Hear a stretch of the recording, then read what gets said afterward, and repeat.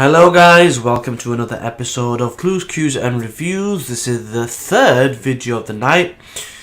I don't know if you can tell, but my voice is starting to wear thin a little bit. My throat hasn't fully recovered. I have a bit of a sore throat, so I will try to keep this as short and sweet as possible. No takes, no cuts.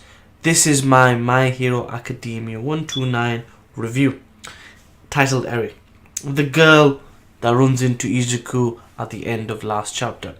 Now, first thing, welcome back. It felt weird not having a chapter of My Hero Academia. I hope the mangaka is doing well, and I'm glad we're starting to get this out again. It feels weird not having One Piece, Black Clover and My Hero Academia on a regular basis. With that being said, let's get into the review. Now, not a lot happens, but a lot more could have happened. It was interesting. The implications is definitely it's one of those chapters that makes you think. So let's just talk about facts here. So the name calling. He calls himself VIllian. That is the hero name of Mirio, a person who will save a million or millions. And it's kind of like he's comparing himself to All Might, saying All Might wants to save everyone, he wants to save at least 1 million. And there's an inherent charisma and energy about Mirio that just makes him ooze hero.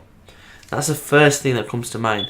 And then we see him, then it kind of goes back to the whole running into Mr. Yakuza, blowy handies. Yes, blowy handies. That's his power as far as I'm concerned. They run into him, they want to avoid suspicion. And one thing that Mirio does is he tries to cover Izuku's face, to cover that face he's making. Now, at that point I'm thinking to myself, dude, you've been told already you make that face that makes everything so obvious. Why do you keep doing it? And then it hit me. That's why he's with Mirio, to learn from each other. And this is further proved in this chapter. I'll get to that. So remember the emphasis on the face making. The face making is important for two reasons in this one. Number one, they can't be obvious. They need to avoid suspicion. Because Sir Naitai is the one who's basically keeping an eye on this Mr. Yakuza. So they can't make it out like they're onto him. They're just like, oh yeah, we're just doing the rounds. We're just some students getting some work experience. Don't mind those, we're all innocent. And who does that well? Mirio. He's like, oh, I'm just a young chicken, young whippersnapper. Don't mind us, we'll go. But this is where you see the difference between Mirio and Deku. And Deku has this need to help people. He has this, you know how Mirio's got this charisma, this oozing of energy. Deku has this drive. The drive to want to help someone, to not turn something down. So in my opinion, they best can learn from each other.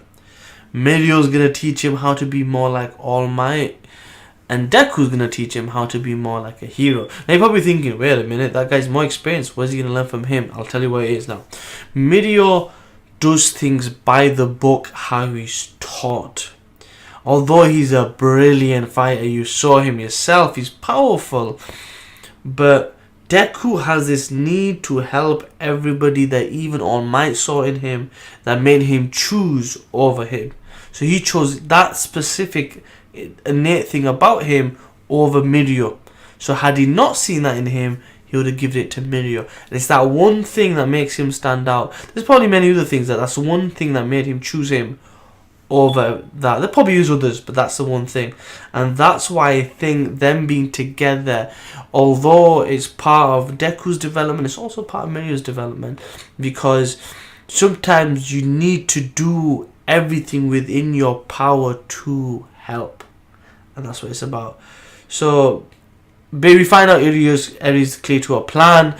We find out Mr. Yakuza does not hold back. He's a beast. And there was a moment where he took his gloves off, and I was like, dude, you've just walked into a dark alley with a dangerous individual. What are you doing? And then Eri realized that, and she went with the bad guy. And so did Mirio. He goes, look, he showed his killer intent, his saki, not his haki. He wasn't gonna go armament haki and start blasting people. He showed his killer intent, and that made Eri run off towards him. And it's like a tense moment that's gonna be something for the future, but just a brilliant start to hopefully returning of regular chapters for My Hero Academia. Pretty much loved it. Wasn't the best, wasn't the worst, wasn't medium. It was good because of the thinking part of this story. Anyway, I've talked enough. Like, comment, share, subscribe. I'll leave my Twitter link in the section below. If those are on Twitter, definitely subscribe, follow, whatever you do on Twitter. I'll follow you back. See you next time. Peace.